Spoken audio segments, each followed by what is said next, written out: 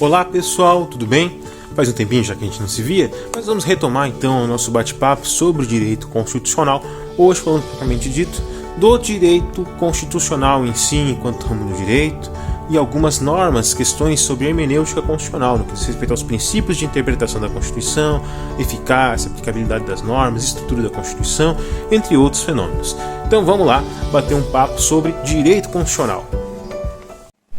Nós já falamos sobre o movimento constitucionalista e as constituições que este deu origem. Vamos falar então um pouquinho hoje sobre o direito constitucional. O que seria o direito constitucional? Quando ele surgiu, a expressão direito constitucional surgiu pela primeira vez num contexto pós-revolucionário, quando Napoleão Bonaparte, ao se dirigir aos italianos e buscar ensinar a eles os princípios da Revolução Francesa, ele fez uso do termo direito constitucional para expressar esses valores. O direito constitucional, enquanto um saber jurídico em si, ele tem origem já na Universidade de Bolonha, mas se populariza a partir da Faculdade de Direito da Universidade de Sorbonne, em Paris, França. No Brasil, o direito constitucional ele já era ministrado nas primeiras faculdades fundadas no século XIX, sob a denominação de direito público brasileiro. Mas foi só em meados do século XX que, de fato, o termo direito constitucional e o estudo do direito constitucional se popularizou e tomou maior força no nosso país. O que é o direito constitucional, então? O direito constitucional é um ramo do direito público por excelência, a base de todo o direito público brasileiro e com influência direta no direito privado. Afinal de contas, o direito constitucional é como se fosse a raiz de uma árvore que representaria o ordenamento jurídico brasileiro como um todo. É a raiz da onde todas as suas ramificações, que seriam os demais direitos, como civil, tributário, etc., todos os seus demais ramos, seus demais galhos, devem buscar seus nutrientes, sua base, sua fundamentação. E o direito constitucional, em suma, consiste no estudo das constituições dos estados soberanos, nesse caso, e na análise dos diversos fatores de ordem econômica, sociológica, política, que influenciaram na constituição do seu teor em si. Esse direito constitucional, por sua vez, ele pode ser dividido de acordo com conteúdos distintos.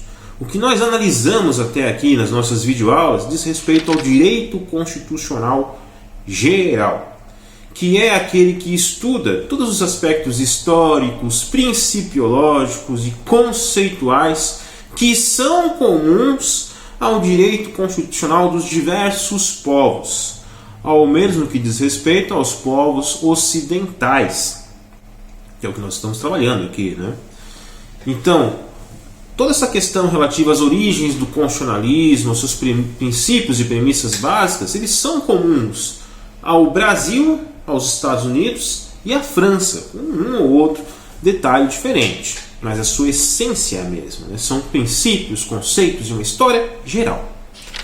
O direito constitucional positivo, por sua vez, ele faz uso da expressão positivo, não no sentido de joinha, de legal, mas no sentido de positivismo jurídico. É o direito constitucional que está positivado, as normas que estão positivadas no texto das constituições.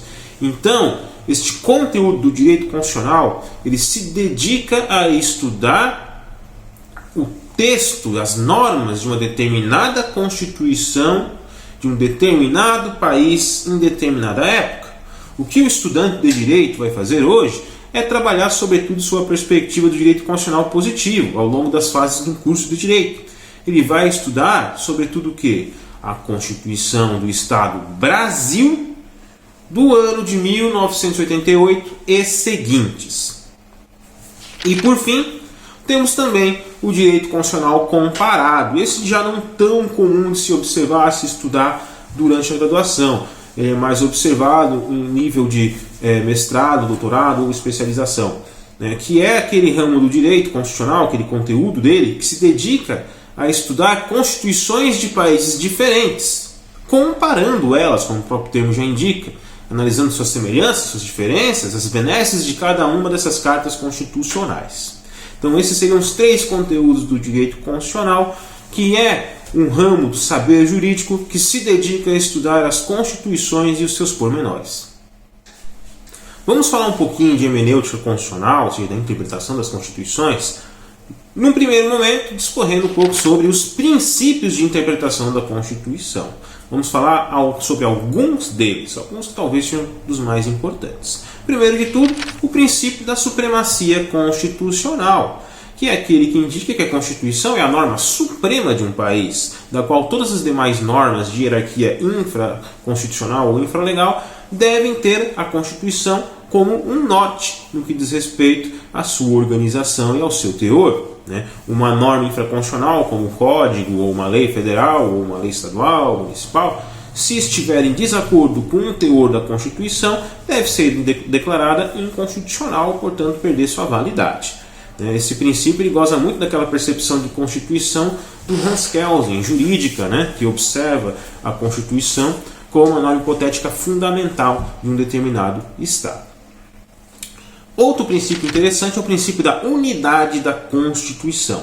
De acordo com este princípio, a Constituição é como se fosse um grande sistema de normas. O que é um sistema? É algo que possui vários itens que estão todos eles integrados como um grande sistema, já propriamente dito.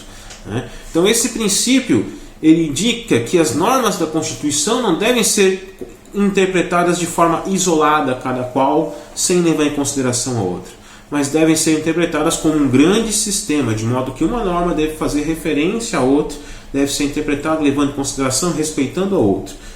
Nós não podemos, por exemplo, com base na nossa livre manifestação de pensamento, liberdade de crença e culto, sair aí de madrugada fora professando a nossa fé, numa zona residencial. Por quê? Porque existem outros princípios que poderiam entrar em conflito com ele e seriam lesados por tal atitude, como o próprio direito à privacidade, à intimidade, que nesse caso entrariam em conflito e têm a mesma hierarquia suprema. Então você pode se invocar o seu direito fundamental, mas sempre deve evocá-lo em respeito às demais normas da Constituição, uma vez que trata-se de uma grande unidade, de um grande sistema de normas de hierarquia suprema. Outro princípio interessante é o princípio do efeito integrador, o qual identifica que quando for o caso de uma resolução de algum problema de natureza constitucional, a interpretação que deve se dar, que deve privilegiar-se, é sempre aquela que reforçar a unidade política e social do nosso país. Então, se você tem duas questões que estão em conflito e que traduzem matéria constitucional em si, a questão em si que deve ser, ponto de vista que deve ser privilegiado, que deve sobressair, é aquele que melhor contribuir para a unidade política do nosso país. Como teve aquela questão lá dos royalties do petróleo em si, que se não me engano ainda está em discussão, e que onde 2 estados recebiam um percentual maior sobre os royalties, sobre participação no petróleo, que era explorado em sua costa, só porque o petróleo é um bem da União, e o conflito que se tinha é que esse bem ele deveria ser melhor dividido entre os demais estados da federação, de uma forma mais equânime. E qual dessas interpretações seria que privilegiaria o efeito integrador? Aquela que dá um percentual muito maior da participação desses recursos para 2 estados, ou aquela que distribui de forma mais igualitária esses valores entre todos os estados da nação? Ao meu ver, essa última. Então, sempre buscar privilegiar soluções que reforcem a unidade política e social do nosso país. Outro princípio, esse bem observado na prática, sobretudo, é o princípio da máxima eficiência, da máxima efetividade ou da eficiência, que é um princípio que possui 2 perspectivas. Primeiro, de que os direitos fundamentais eles não devem comportar interpretação restritiva no que diz respeito ao seu teor, não se deve reduzir os direitos fundamentais de forma injustificada. Segundo, que eles devem ser aplicados sempre no seu sentido mais perfeito possível. Direitos fundamentais não são absolutos, porém você deve evitar o máximo possível restringir ou diminuir o seu alcance. Então aqui um exemplo clássico é a questão dos medicamentos. você entrar com uma ação na justiça solicitando medicamentos que são vitais, que são essenciais para a sua vida e saúde, o Estado ele não pode se negar a custeá-los alegando que não tem dinheiro, ou alegando que já gasto muito com atenção básica em saúde, então tudo que se vire. Seria até condenar o cara à morte, que é impossível do ponto de vista jurídico, no caso do Brasil. Então, se você negar medicamento a alguém, você está restringindo ou até mesmo negando seu direito fundamental à saúde, o que não é possível pela lógica da eficiência. Da mesma forma, vamos supor que eu tenha recebido esse medicamento, que é um medicamento de alto custo e tal, mas surge um outro medicamento que também resolve o meu problema e corta qualquer outro efeito colateral negativo. Pela lógica da máxima efetividade, eu faria jus a esse medicamento mais caro. Por quê? Porque ao receber, ao usar ele, o meu direito à saúde estará melhor contemplado, está sendo realizado, efetivado de forma mais perfeita. Também aliado a este princípio, nós podemos destacar o princípio da força normativa da Constituição, que é um princípio que indica que as questões constitucionais sejam resolvidas de modo a fortalecer a Constituição enquanto um instrumento de efetivação de direitos em si, para que a Constituição justamente não acabe se tornando letra morta, assim, não contribuindo para aquilo que a gente já discutiu, que seria uma constitucionalização simbólica, a Constituição que se torna mero símbolo e não um instrumento de efetivação de direitos. Na medida em que você concede ao cidadão que de fato faz jus o medicamento que ele precisa para que tenha a sua vida mantida, e tenha a sua saúde restabelecida, você está fortalecendo a Constituição enquanto um instrumento de concretização de direitos e valores. Na medida em que você nega este medicamento, você, por outro lado, está reduzindo a força normativa da Constituição, o que não é bem visto do ponto de vista do princípio da força normativa. Outra questão interessante é o princípio da concordância prática ou harmonização. De acordo com este princípio, todos os direitos fundamentais eles estão numa mesma hierarquia, que é suprema. Então, direito à vida, direito à saúde, direito à dignidade humana, em si, a liberdade, todos eles possuem a mesma importância. A vida não é mais importante que a saúde, que é mais importante que a liberdade. Não. Todos esses direitos estão no mesmo patamar de importância, que é horizontal. Porém, eventualmente, esses direitos podem entrar em conflito um com o outro. Como o caso, por exemplo, da doação de sangue de testemunho de Jeová. Testemunho de Jeová tem aquela crença de que não pode receber sangue de outra pessoa. Em respeito à sua liberdade de crença e culto, a princípio isso deve ser respeitado. Por outro lado, um outro valor fundamental da nossa Constituição é a vida. E o que aconteceria no caso de uma testemunha de Jeová sofrer um acidente e precisar de uma transfusão de sangue imediatamente para que ela não venha a falecer? Que nós teríamos um conflito então entre a liberdade de crença e culto dessa pessoa que, pelo seu dogma, não poderia receber sangue, e do outro lado, a sua própria vida, que está sob risco. Teríamos um conflito. Nesse caso, esse conflito ele não se resolve sob a mesma lógica que as regras, que operam uma lógica de validade, em que uma regra se aplique e a outra é revogada. Uma continua existindo e a outra deixa de existir. Nós não vamos, por exemplo,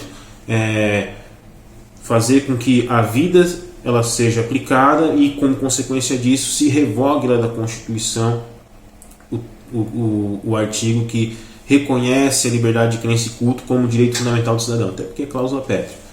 Isso não aconteceria. Quando é um conflito entre direitos fundamentais, que mais do que tudo são grandes princípios norteadores do nosso direito, esse conflito é resolvido numa lógica de ponderação, de cedência recíproca. Um direito, naquela situação específica, ele vai dar lugar para que o outro seja aplicado. Então, nesse caso do testemunho de Jeová, geralmente o que se aplica, a orientação que se tem, é que a liberdade que esse culto se afaste, que se aplique, que se privilegie o direito à vida. Porém, em outras circunstâncias, é a vida que pode ceder espaço para que outro valor fundamental seja reconhecido e aplicado, como é o caso do aborto de fetos anencéfalos. Crianças que não têm a devida formação nervosa e que morreriam logo após o nascimento, gerando grande trauma na mãe, que passaria por toda a gestação, mas não poderia gozar da maternidade. Nesse caso em si, é a vida que recua para que a dignidade e a autonomia da mulher seja aplicada. Então, inverte a situação. É semelhante a quando você entra num ônibus, tem só uma vaga e está você e uma gestante em pé. Você vai ceder, pela boa educação, um lugar para essa gestante, o que não quer dizer que você nunca mais vai poder sentar num ônibus. É naquela situação que você cedeu o seu lugar para que outra pessoa que fizesse mais jus naquela situação em si, usufruísse aquele assento. Outra situação, você pode estar lesionado, com uma perna quebrada, tem só uma vaga e o outro cidadão que vai ceder o assento para você. Tá? Por fim, outro princípio interessante é o princípio da proporcionalidade, que é um princípio que diz, que visa com que qualquer restrição de direito não seja desproporcional ao dano causado. E nessa situação, ela tem um impacto muito forte na área penal, sobretudo, e que indica que sempre que você for arbitrar uma determinada lesão ao direito alheio e a sua respectiva penalidade ou restrição em si, você tem que primeiro de tudo analisar se aquela restrição é necessária ou não. Depois, se ela é adequada ou não. E, enfim, fazer esse jogo dessa proporcionalidade, em sentido estrito, que é justamente analisar a questão da necessidade e adequação da pena em relação ao caso concreto. Então, por exemplo, um ladrão de galinha. Primeiro de tudo, ele já cairia na própria necessidade, que costuma se aplicar o princípio da insignificância. Mas vamos supor que fosse uma galinha premium, premiada aí numa determinada competição e o cara roubou para comer. Fruto famélico. Não foi para vender ali, extorquir o dinheirinho. Nesse caso, vamos supor que o juiz ainda acredite que é necessária a penalidade. Você vai aplicar que pena para essa pessoa? Prestação de cestas básicas seria uma mínima ironia para um cara que já roubou, já furtou, melhor dizendo, para se alimentar. Então teria que se aplicar outra pena. Pena privativa de liberdade? Também não, porque a ofensa não foi tão grave assim. Seria, por exemplo, uma pena mais adequada, fazendo esse juízo de proporcionalidade entre necessidade e adequação, uma pena de prestação de serviços básicos, botar o cara lá para carpir uma escola ali uma vez por mês que fosse. Então essa é a lógica da proporcionalidade, que as restrições de direito elas sejam proporcionais à lesão causada. Com relação à eficácia e aplicabilidade das normas constitucionais, primeiro de tudo vamos distinguir o que é aplicabilidade e eficácia. A aplicabilidade diz respeito a uma questão de quando que as normas da Constituição vão produzir efeito. A partir de que momento? Se estas normas elas produzem efeitos desde que a Constituição foi promulgada ou outorgada, estas normas são de aplicabilidade imediata, ou seja, desde que a Constituição foi promulgada. Se estas normas elas vão produzir efeito apenas num momento futuro, depois da edição de uma lei ou de um ato administrativo, essas normas serão de aplicabilidade imediata, ou seja, mediante um ato futuro. Eficácia, por sua vez, diz respeito a como que essas normas vão gerar efeitos. E aí aqui nós temos algumas diferenças a mais. Essas normas podem ser de eficácia plena, contida ou limitada. Eficácia plena são aquelas normas que desde a sua edição produzem efeito em sua integralidade, sem qualquer ressalva, sem qualquer menção a um funcionamento futuro, apenas a partir de um ato futuro. Por exemplo, o artigo 18, parágrafo 1º da Constituição Federal. Brasília é a capital federal. E deu. Não está dizendo, vai ser desde que observado ou será no futuro editada uma norma que vai tratar da criação do Distrito Federal. Não tem. Brasília é a capital federal e deu. Mesma coisa, o artigo 2º. São poderes da União independentes e harmônicos entre si, o Legislativo, o Executivo e o Judiciário, sem qualquer ressalva, qualquer condição a se observar no teor deste artigo, portanto, de eficácia plena.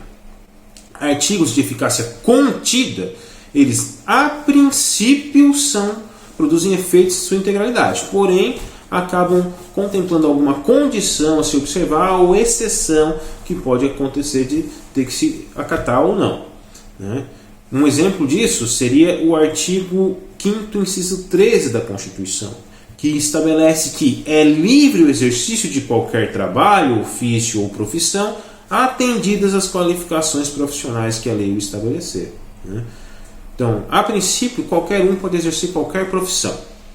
Porém, a parte final desse artigo, desse inciso, ela diz que deve-se atender às qualificações que a lei o exigir. Se eu quiser ser pipoqueiro, desde que eu tenha, claro, os alvarás da prefeitura, para exercer a atividade, eu não vou precisar ter nenhuma outra condição, ou ter nenhuma faculdade de pipoqueiro, ou estar vinculado à Ordem dos Pipoqueiros do Brasil para poder exercer este ofício. Não. Porém, se for o caso de um advogado, aí tem que se observar uma série de condições, o qual o próprio artigo 5º, inciso 3 já indica, aquilo que se exigia, as qualificações profissionais que foram exigidas da pessoa, que no caso do advogado seria a graduação em Direito, a aprovação no exame de ordem, a inscrição nos quadros da OAB e a regularidade perante o próprio órgão de representação da categoria, né? Então, observa-se então que neste artigo nós temos uma condição a ser observada, portanto, ele é de eficácia contida. Já artigos de eficácia limitada, eles possuem aplicabilidade imediata. Por quê? Porque são aqueles que o seu conteúdo vai produzir efeito apenas no momento futuro em si. Exemplo, artigo 33 da Constituição. A lei disporá, geralmente o verbo desses artigos de eficácia limitada costuma estar no tempo futuro, mas nem sempre. Mas aqui diz, a lei disporá, ou seja, vai tratar sobre a organização administrativa e judiciária dos territórios. Né? O território federal ele poderá ser criado, mas para isso depende de uma lei que vai regrar a sua organização, que será editada ainda no futuro. Né? Então, sujeito a um ato futuro, seja legislativo ou administrativo, para que produza efeitos. Portanto, norma de eficácia limitada. Quanto ao poder constituinte, o poder constituinte diz respeito, em suma, ao poder de você criar uma nova Constituição ou de alterar uma Constituição já em vigência, alterar o seu texto, né? Entre outras possibilidades que a gente vai ver. Primeiro de tudo, é importante destacar que o poder constituinte é de titularidade do povo, porém, quem o exerce são os nossos representantes eleitos. Artigo 1º, parágrafo único da nossa Constituição Federal. Todo poder emana do povo. Legal, somos titulares do poder constituinte, da supremacia, da soberania, que o exerce por meio de representantes eleitos por este povo, ou diretamente nos termos da Constituição. Isso diretamente é para inglês ver, que é só no caso de plebiscito, referendo, iniciativa popular, que são ou repletos de entraves para você conseguir exercê-los, ou dependem muito da boa vontade do representante para que sejam convocados referendos, plebiscitos e mais ainda para que acatem o resultado desses referendos e plebiscitos. Né? Na prática, quem o exerce são os nossos representantes eleitos, aquela galera que você já conhece. Né? O poder constituinte, então, ele possui dois gêneros. Ele pode ser originário ou ele pode ser derivado. Originário, ele é o poder de criar uma Constituição. Portanto, ele é inicial, limitado e incondicionado. Inicial porque ele cria uma nova Constituição e com isso ele cria um novo ordenamento jurídico. Como se criasse um novo país, inclusive. Né? Ele é ilimitado. Ele não possui limites no que diz respeito ao seu conteúdo. No máximo, algumas questões que dizem respeito a princípios de dignidade, de justiça, que são de caráter internacional, porém, teoricamente, ele não seria obrigado a acatá-los. Né? Pois seriam estados soberanos. Certo? Então, é que nem a zoeira. A zoeira não tem limites e o poder constituinte também não. Né? Ele pode simplesmente fazer uma Constituição nova que pouco tem a ver com o teor, com as garantias, com as liberdades da nossa Constituição que está em vigência. Inclusive, pode reduzi-la, se for o caso. Né? Porque ele é ilimitado. É uma carta branca. E você imagina uma carta branca nas mãos dos nossos representantes. Que maravilha que ia ser uma nova Constituição. Da mesma forma, esse poder constituinte ele é incondicionado. Não existe uma receita de bolo indicando como que vai se criar uma nova Constituição. Essa nova Constituição poderá se dar, como acontece via de regra, de forma mais democrática, através de uma Assembleia Nacional Constituinte, que pode ser convocada com membros exclusivamente eleitos para ela, ou pode ter caráter congressual, onde os próprios representantes são eleitos pelo povo que participem dela, como foi a nossa Constituinte que deu origem à Constituição de 88, ou pode ser por um golpe de Estado, por uma revolução que impõe este texto em si. Né? Então não existe uma forma prévia indicando como que este poder constituinte originário será exercido, como que uma nova Constituição vai ser criada. Tá? Por sua vez, o outro gênero que nós temos é o poder constituinte derivado. Derivado por quê? Porque assim como o queijo é um derivado do leite, né, o poder constituinte derivado, ele decorre do originário que o cria e que estabelece seus limites e forma de exercício. Portanto, ele é um poder secundário, surge depois do originário, né? Limitado pelo próprio teor do poder constituinte originário, que a sua expressão máxima é a Constituição. Então, a nossa Constituição da República Federativa do Brasil de 1988, ela é a expressão do nosso poder constituinte originário em si, né, materializado no texto de uma Constituição. E esta mesma Constituição aqui limita o poder constituinte derivado, que impõe seus limites e que o condiciona. Então, o poder constituinte derivado ele é condicionado. Ele está sujeito às regras criadas pelo originário. Esses limites, no nosso caso, seriam sobretudo as cláusulas pétreas previstas no artigo 60, parágrafo 4º da nossa Constituição, no sentido de que não vai se editar uma emenda constitucional no sentido de abolir a forma federativa de Estado, a separação dos poderes, o voto direto, secreto e periódico, obrigatório pode deixar de ser sim, né? E os direitos fundamentais. Tá? Então, não pode ter emenda constitucional que reduza estes itens do artigo 60, parágrafo 4º, que são as famosas cláusulas pétreas. Por sua vez, a forma de exercício também está prevista no artigo 60, incisos e parágrafos. No caso do poder constituinte reformador, vai se dar através de uma votação realizada 2 vezes em cada casa do Congresso e que para sua aprovação tenha que ter pelo menos 3/5 do total de membros em si de cada uma dessas casas, em cada uma dessas votações favoráveis a esta emenda à Constituição, a esta alteração à Constituição. Tá? E quais são as espécies, então, de poder constituinte derivado? Como a gente já disse, o mais básico deles, o poder constituinte derivado reformador, que é o de reformar, fazer uma reforma, uma mudança no texto da nossa Constituição. E que aí tem que se observar os limites estipulados nas cláusulas pétreas da Constituição e as regras de exercício em si, que estão no artigo 60 e os seus dispositivos em si, né, como a gente já mencionou alguns deles. O poder constituinte derivado decorrente é aquele que a Constituição Federal concedeu aos Estados para que eles se organizassem conforme suas próprias constituições. E nesse caso, as constituições estaduais devem respeito ao teor da Constituição Federal, inclusive possuem um dever de simetria, né, no que diz respeito à Constituição do Estado, reproduzir dentro daquilo que é possível a organização e o teor da Constituição do Federal, porém adaptada à realidade regional deste Estado.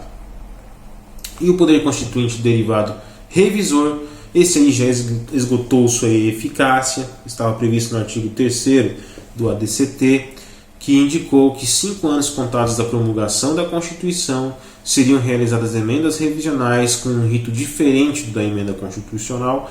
Nesse caso, as emendas revisionais seriam realizadas em sessão unicameral, juntando Câmara e Senado, e suas alterações seriam aprovadas não por 3/5 de cada casa do Congresso Nacional, mas por maioria absoluta. Foram editadas 6 emendas revisionais e, portanto, este artigo cumpriu seu objetivo e esgotou sua eficácia. E quais são os efeitos de uma nova Constituição em relação às normas infraconstitucionais que lhe são anteriores e em relação à Constituição que lhe antecedeu? Primeiro de tudo, vamos falar sobre desconstitucionalização. Esse é um fenômeno em si que atualmente ele não é aceito, não se aplica no nosso ordenamento jurídico. Mas é possível que uma nova Constituição, como ela é ilimitada no que diz respeito ao seu conteúdo, o preveja. Né? E se assim for, pelo fenômeno da desconstitucionalização, a Constituição anterior ela continua em vigência, mas tem a sua hierarquia rebaixada de Suprema para infraconstitucional. Então, como se as normas da Constituição de 67 continuassem em vigência, mas não tivessem mais a mesma hierarquia das normas da nossa Constituição atual, que é Suprema. Tivessem uma hierarquia rebaixada para o nível das normas dos códigos, por exemplo. Tá? Este fenômeno ele não é aceito no nosso país. No nosso caso, o que aconteceu com a Constituição de 67, que antecedeu a de 88, ela foi totalmente revogada. Tá? Mas nada impede que uma nova Constituição o preveja. Certo? E com relação às normas infraconstitucionais, né, anteriores à Constituição nova, o que vai acontecer com ela? vai se revogar todas elas também? A gente vai ter que criar tudo, novas leis do zero? É óbvio que não, seria um grande caos jurídico se assim o fosse. Nesse caso, se aplica a regra da recepção. Como é que funciona essa regra? Todas as normas infraconstitucionais que não contradizerem a nova Constituição materialmente, ou seja, no que diz respeito ao seu conteúdo, elas se mantêm em vigência. Se essa contradição for apenas burocrática, formal, também se mantém em vigência. Tá? Agora, se a contradição ela for com relação ao conteúdo da nova Constituição, não será mantida esta norma em vigência. Ela será revogada no todo ou em parte naquilo que contradizer a nova Constituição. Então, se nós tínhamos uma lei lá anterior à Constituição de 88 que permitia a tortura para fins de investigação criminal, né, mas que nessa mesma lei também tinha outros dispositivos que nada afrontavam a nossa Constituição, que hoje vê a tortura como um crime inafiançável, né, este artigo relativo à possibilidade de tortura para fins de investigação seria revogado. Por quê? Porque o seu conteúdo não está de acordo com o espírito e essência da nossa nova Constituição, nossa Constituição atual nesse caso, né, de 88. As outras normas que nada afrontassem o teor da nossa Constituição permaneceriam em vigência, certo? E outra questão interessante diz respeito às normas que foram infraconstitucionais, que foram revogadas pela Constituição anterior. Então vamos supor que existisse uma lei de liberdade de imprensa e que ela tivesse sido revogada pela Constituição de 67, lá dos militares. E a nossa nova Constituição, a nossa Constituição atual, né, nova, né, de 88, ela fez o que com a de 67? Ela revogou a Constituição de 67. Logo, teria dado fim à causa da revogação da Lei de Liberdade de Imprensa, né? Nesse caso, se a gente for aplicar o fenômeno da repristinação, a Lei de Liberdade de Imprensa voltaria a viger. A repristinação diz respeito à revogação da lei revogadora, a ressurreição de uma lei já revogada. Não se aplica no Brasil para fins constitucionais, apenas em termos infraconstitucionais, quando a própria lei o prevê expressamente. Tá? Em termos constitucionais, só seria possível se uma nova Constituição assim o exigisse, assim o previsse, tendo em vista a ilimitabilidade do poder constituinte originário. E por fim, quanto à retroatividade, quanto à aplicação das normas de uma Constituição aos fatos que aconteceram antes dela, nós poderíamos observar 3 níveis de retroatividade: mínimo, médio e máximo. Máximo é se voltasse até para julgar novamente casos que já geraram coisa julgada. Não se aplica no Brasil. Médio seria no caso de você aplicar as normas da nova Constituição aos casos que já estão sendo arbitrados pela Justiça. E mínimo seria o caso de você aplicar as normas da nova Constituição a fatos que ocorreram antes da sua promulgação, né, ou outorga, mas que geraram consequências jurídicas tão somente após a promulgação desta Constituição. Como se, em 85 cometi lá um ato ali, que só em 95 é que teve alguma repercussão e que gerou um processo. Nesse caso, aí sim se aplica a norma da Constituição de 88.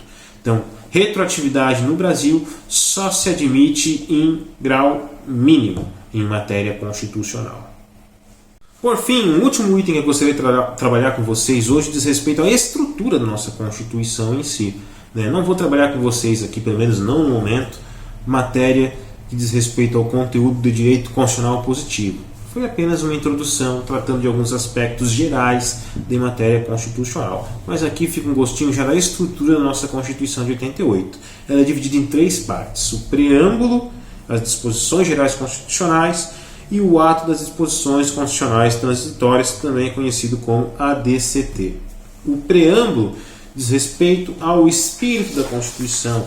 Ele é uma norma não é uma norma, melhor dizendo, né? Ele é um texto introdutório à Constituição, como se fosse a introdução lá do capítulo do livro, né? Não é o conteúdo dele propriamente dito, é só um gostinho ali explicando as motivações do autor, o porquê que ele escreveu aquilo, tal, o que o motivou. É a mesma coisa o preâmbulo da Constituição. É um texto introdutório à Constituição, onde lá constam alguns valores, premissas que levaram a sua edição em si. O preâmbulo não possui hierarquia suprema. Por quê? Porque ele não é uma norma, né? Portanto, ele não gera direitos nem obrigações tanto para o cidadão quanto para o Estado. O máximo que se admite é fazer uso do preâmbulo a fim de você melhor interpretar alguma questão de natureza constitucional, pegar ali os valores que estão expressados no preâmbulo para aplicá-los a uma determinada causa de matéria constitucional em si. Mas não se pode fundamentar uma ação, uma sentença, invocando o preâmbulo da Constituição, apenas usá-lo como um parâmetro de interpretação. As disposições gerais constitucionais é que são os 250 artigos da Constituição, esse sim de hierarquia suprema e esse sim que geram direitos e obrigações tanto ao cidadão quanto ao Estado. São, em sua essência, o teor da nossa Constituição, as suas normas. E por fim, o ADCT, o Ato das Disposições Constitucionais Transitórias, eles são um texto, uma série de normas posteriores às disposições gerais, mais de 100 hoje, e que são normas de transição, normas criadas para a transição de um regime constitucional anterior a 88 para um pós-88. Essas normas, a grande diferença delas em relação às disposições gerais, não diz respeito à sua hierarquia, porque as normas do ADCT também possuem hierarquia suprema e também geram direitos e obrigações para o cidadão e para o Estado. A grande diferença está no que diz respeito ao seu aspecto transitório, portanto provisório. Essas normas elas não têm caráter perpétuo, como se espera das normas das disposições gerais constitucionais, essas que vão continuar vigendo até que alguma emenda constitucional as revogue, se for o caso, e observados os limites que a Constituição mesmo estabelece.